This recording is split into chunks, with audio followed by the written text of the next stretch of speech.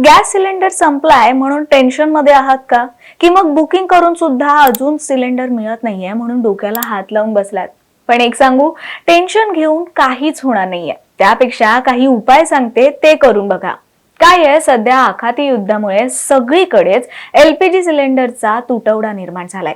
Gas booking करून सुद्धा वेळेवर मिळत नाहीये. ही परिस्थिती सध्या अनेक कुटुंबांसाठी त्रासदायक ठरतेय. अशा वेळी घाबरून न जाता आपण योग्य पर्यायांचा विचार करायला हवा. आता असे कोणते पर्याय आहेत ते सांगते, आणि एक दोन नाही तर 5 पर्याय या व्हिडिओतून तुम्हाला समजून घेता येतील. त्यामुळे हा व्हिडिओ शेवटपर्यंत पहा. नमस्कार, मी मानसी देवकर आणि तुम्ही पाहताय महाराष्ट्र टाइम्स ऑनलाईन.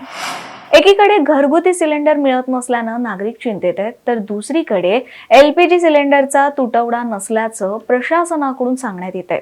पण प्रत्यक्षात मात्र अनेक हॉटेल्स आणि खानावळी बंद झाल्याच्या ग्राहकांच्या तक्रारी आहेत.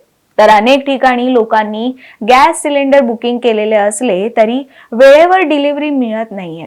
त्यामुळे स्वयंपाक, जी आपली दैनंदिन जीवनातली मूलभूत गरज आहे, ती सुद्धा पूर्ण करणं सध्या कठीण होऊन बसलंय.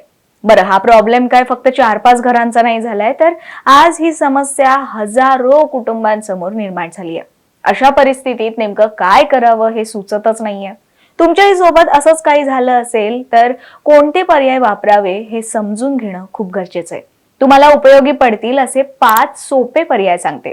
पहिला पर्याय म्हणजे अधिकृत तक्रार नोंदवा. अनेकदा आपल्याला वाटतं की गॅस उशिरा येणं म्हणजे ही एक साधी गोष्ट आहे, त्याला पर्यायच नाहीये किंवा उशीर होऊ शकतो. पण तसं नसतं. समजा तुम्ही 10 दिवसांपूर्वी सिलेंडर बुक केलेला आणि अजूनही तुम्हाला त्याची डिलिव्हरी मिळालेली नाहीये, तर अशा वेळेस तुम्ही थेट तुमच्या गॅस एजन्सीला फोन करू शकता. तुम्ही गॅस बुकिंग करूनही जास्त वेळ का लागतोय हे तुम्ही तपासू शकता. बऱ्याचदा डिलिव्हरीला उशीर होऊ शकतो, ज्यामुळे ग्राहकांना त्याची माहिती मिळत नाही. मग अशा वेळेस थेट गॅस एजन्सीला फोन करायचा. उदाहरणार्थ, तुम्ही ज्या कोणत्या कंपनीचा गॅस वापरत असाल तर त्यांच्या कस्टमर केअरवर कॉल करून तुम्ही तुमची तक्रार नोंदवू शकता. प्रत्येक गॅस कंपनीकडे त्यांची हेल्पलाईन असते, किंवा तुम्ही ऑनलाईन सुद्धा तक्रार नोंदवू शकता. काही वेळा तक्रार केली की त्यानंतर लगेचच ऍक्शन घेतली जाते आणि डिलिव्हरीला प्राधान्य दिलं जातं. तसंच एजन्सीकडून चुकीची माहिती दिली जात असेल तर त्यावर सुद्धा कारवाई होऊ शकते. त्यामुळे हा पहिला आणि अगदी सगळ्यात सोपा उपाय नक्की करून पहा. हे करूनही काही होत नसेल तर दुसरा पर्यायही सांगते. हा दुसरा पर्याय म्हणजेच पर्यायी इंधनाच्या वापराचा. गॅस मिळत नाहीये म्हणून स्वयंपाक थांबवणं तर शक्य नाहीच आहे. अशा वेळेस तुम्ही इंडक्शन स्टोव्हचा वापर करू शकता.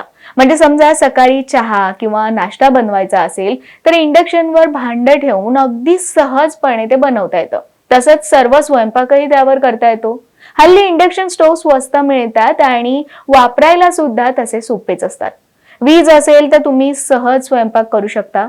तसा हा पर्याय तात्पुरता असला तरी सध्या जशी परिस्थिती उद्भवली आहे तशा परिस्थितीत खूप उपयोगी ठरतो.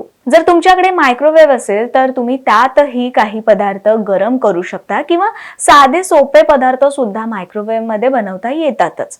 फक्त जेवण गरम करण्यासाठीच नाही, तर गॅस नसताना सुद्धा फक्त मायक्रोवेव्हचा वापर करून तुम्ही पूर्ण जेवण, जसं की भात, डाळ, भाजी, तसंच नाश्ता आणि स्नॅक्सही आरामात बनवू शकता.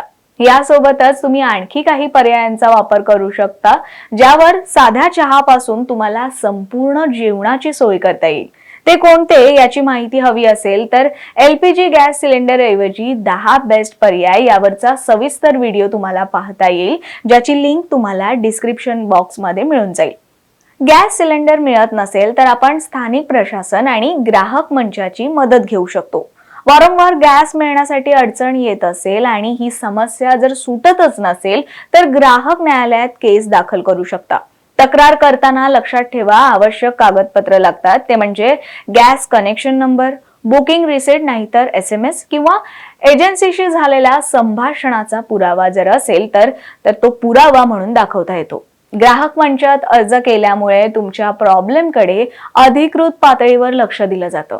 याशिवाय स्थानिक प्रशासन म्हणजेच जिल्हा पुरवठा कार्यालयात सुद्धा तक्रार करता येते.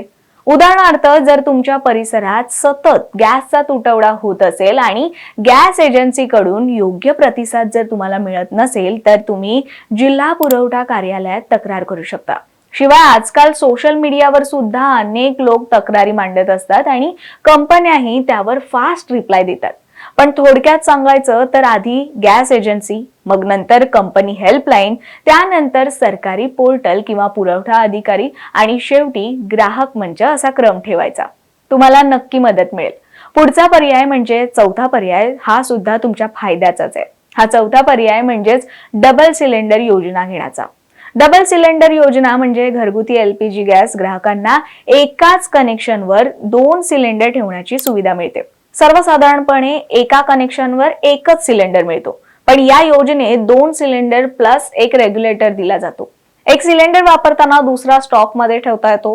भविष्यासाठी हा पर्याय नक्कीच महत्वाचा ठरतो. म्हणजे समजा तुमच्याकडे फक्त एकच सिलेंडर आहे आणि तो अचानक संपला तर तुम्हाला लगेच अडचण येते.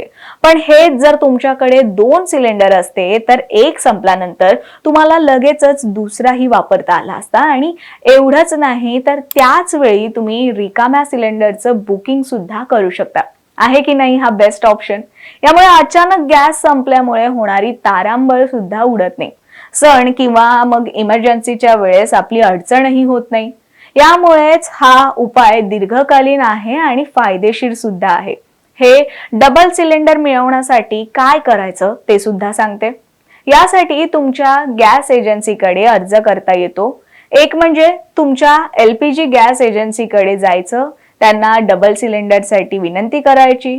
पण त्यासाठी तुम्हाला काही आवश्यक कागदपत्र लागतील, जसं की गॅस कनेक्शन नंबर किंवा मग ग्राहक आयडी, सोबतच आधार कार्ड किंवा ओळखपत्र आणि तुमचा पत्ता. शिवाय दुसऱ्या सिलेंडरसाठी सिक्युरिटी डिपॉझिट सुद्धा द्यावा लागतो. यानंतर एकदा का तुमचा अर्ज मंजूर झाला की तुम्हाला दुसरा सिलेंडर दिला जातो. आता पाचवा आणि शेवटचा पर्याय म्हणजे शेजारी किंवा नातेवाईकांची मदत घ्या. खरं तर ही गोष्ट तशी साधी वाटू शकते, पण हा पर्याय तितकाच प्रभावी सुद्धा आहे. सध्याची वेळ ही अडचणीची आहे. अनेकांना दिवसभर उन्हात रांगा लावून सुद्धा गॅस मिळत नाहीये. असं जर होत असेल तर तुमच्या शेजारच्यांकडे डबल सिलेंडर असेल आणि त्यांचा एखादा सिलेंडर सध्या वापरात नसेल तर तुम्ही त्यांच्याकडून मदत मागू शकता.